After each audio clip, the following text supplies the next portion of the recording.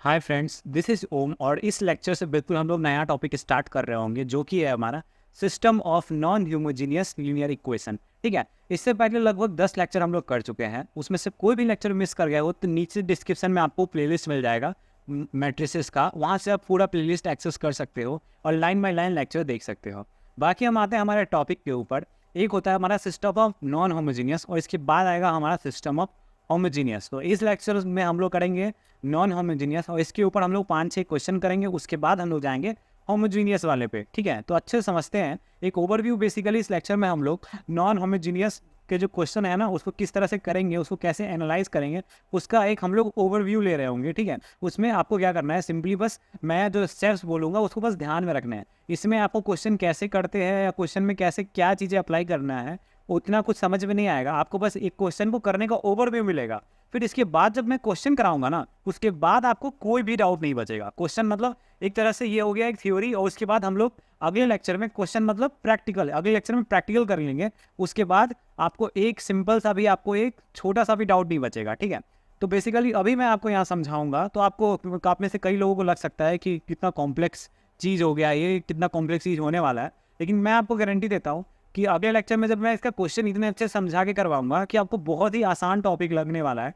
क्योंकि चाहे ये कोई भी मेजर एग्जाम ले लो या कहीं भी ले लो, अगर ये टॉपिक है सिलेबस में तो इसका एक क्वेश्चन आना फिक्स है। ठीक है, और मैं गारंटी देता हूँ कि मैं जो 5-6 क्वेश्चन करवाऊंगा ना उसी में से कोई एक सिमिलर क्वेश्चन आपको डेफिनेटली आएगा। तो मैं जो 5-6 क्वेश्चन कराऊंगा उसको बस आपको अच्छे से देख लेना है। ठीक है, उसको आप अच्छे से देख लो और आपको क्या बोलते हैं, इसको प्लेलिस्ट को ना आप सेव कर लो उसको आप, ताकि आपको ना सारे लेक्चर ऐसे सीक्वेंस में इसके जो भी 5-6 लेक्चर होंगे ये लेक्चर आप सारा देखोगे और एक क्वेश्चन जो भी इसका 5 से 10 नंबर का जितने का भी आएगा वो आप पक्का करके आओगे। तो चलो आगे बढ़ते हैं हम हमारे न्यूमेरिक मतलब हमारे बेसिकली इस ओवरव्यू के ऊपर। ठीक है, तो देखते हैं हमारा system of non homogeneous linear equation का।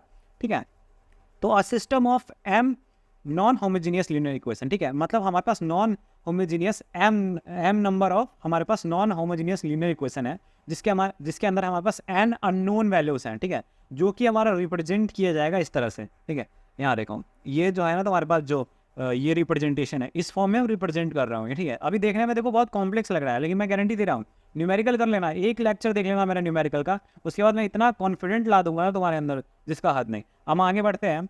अब जैसे हमारा ये हमारा है इक्वेशन। ठीक है, अब इसमें देखो इक्वेशन कितने हैं टोटल, देखो 1 2 3 4 5 6 एम नंबर ऑफ इक्वेशंस हैं। ठीक है, और अननोन वैल्यूज कितने हैं, तो यहाँ पे देखो x, मतलब यहाँ से हम x1 से लेकर के xn तक बढ़ रहे हैं। तो इस इक्वेशन में हमारे n नंबर ऑफ अननोन्स हैं। जैसे हमारा a11 x1, फिर प्लस a12 x2, फिर प्लस इसके बाद डैश डैश डैश, फिर हम a1n और xn तक जाएंगे। ऐसे हमारा, जैसे ये हमारा आगे हम सेकेंड वाले रो में, तो सेकेंड रो में क्या है हमारा a21 x1, ठीक है, a22 x2, फिर प्लस फिर डॉट डॉट डॉट, फिर a2n xn equal to b2। ठीक है, अब इस तरह से हमारा सिंपली हम इसमें क्या करेंगे, अब जैसे इसमें हमारा 1 2 3 ऐसे बढ़ रहा था तो इसको m नंबर तक ले जाएंगे और हमारा ये कॉलम 1 होगा एक तरह से मैट्रिक्स का, तो इसलिए हमारा सारा वैल्यू जो है वो 1 1 1 है।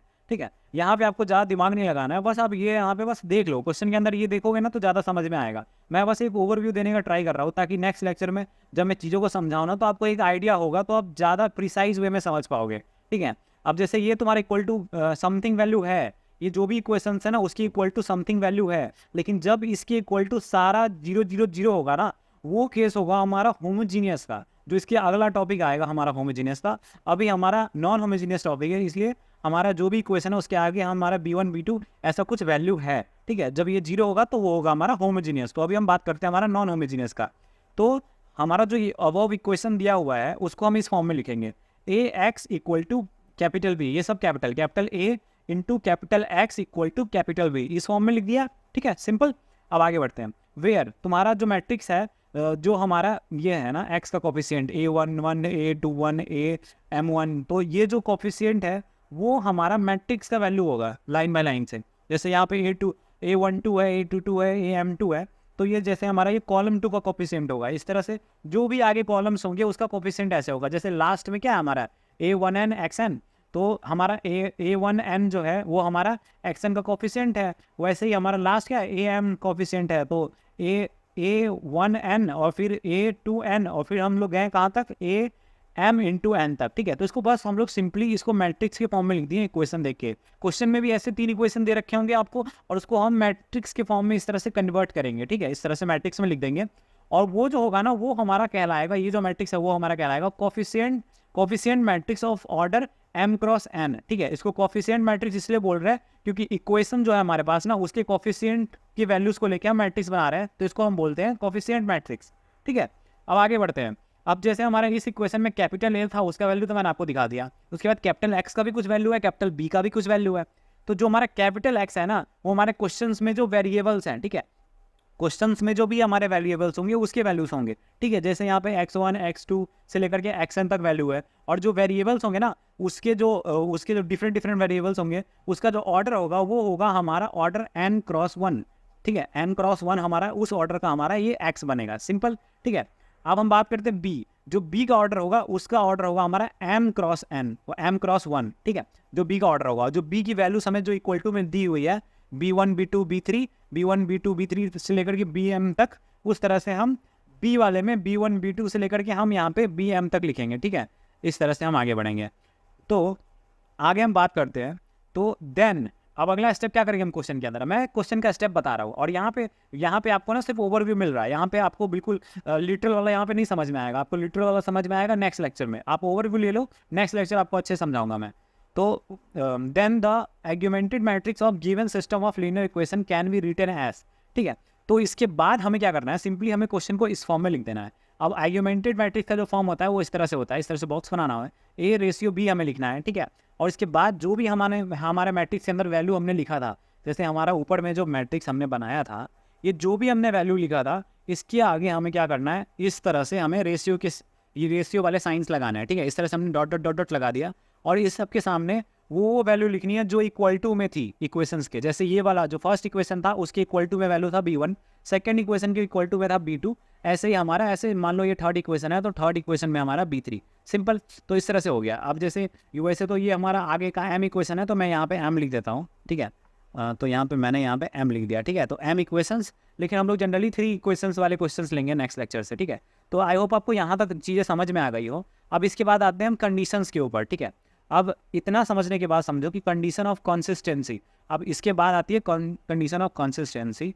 तो जो भी हमारे पास वो आर्गुमेंटेड मैट्रिक्स बन के आएगा उसको देख के हम इसको डिटरमाइन कर रहे होंगे। तो जो हमारा सिस्टम ऑफ इक्वेशन है वो ax इक्वल टू b, ठीक है, वो क्या हो गया। इसके आगे पढ़ते हैं हम, इस consistence if and only if the coefficient matrix a and then augmented matrix a ratio b, ठीक है। अब इन दोनों का जब रैंक इक्वल होगा, मैट्रिक्स a का और मैट्रिक्स a रेशियो b का, दोनों का रैंक जब इक्वल होगा, ठीक है। अब ये चीज़ अभी सिर्फ सुनना है आपको, इसमें आपको ज़्यादा दिमाग नहीं लगाना है कि क्या बोल रहे हैं, बस सुन लो। बस इस लेक्चर में सुनने का काम है, कुछ समझ में भी नहीं आते तो नहीं समझो, कोई बात नहीं है, बस सुनना है इस लेक्चर में, ठीक है। समझना नेक्स्ट लेक्चर में जब न्यूमेरिकल कराऊंगा, ठीक है। तो बस इतना जान लो कि ये दो, इस तरह से हमने इन दोनों का रैंक निकाल रहे होंगे जब न्यूमेरिकल करेंगे, और इनका जब रैंक का वैल्यू सेम आएगा तो वो हमारा कंसिस्टेंस बनेगा। और उसके अंदर केस क्या होगा, अगर तुम्हारा ये केस के साथ साथ तुम्हारा जो नंबर ऑफ अननोन है ये भी इक्वल है, जैसे तुम्हारा मैट्रिक्स ए का rank equal to matrix A ratio B का rank equal to number of unknown,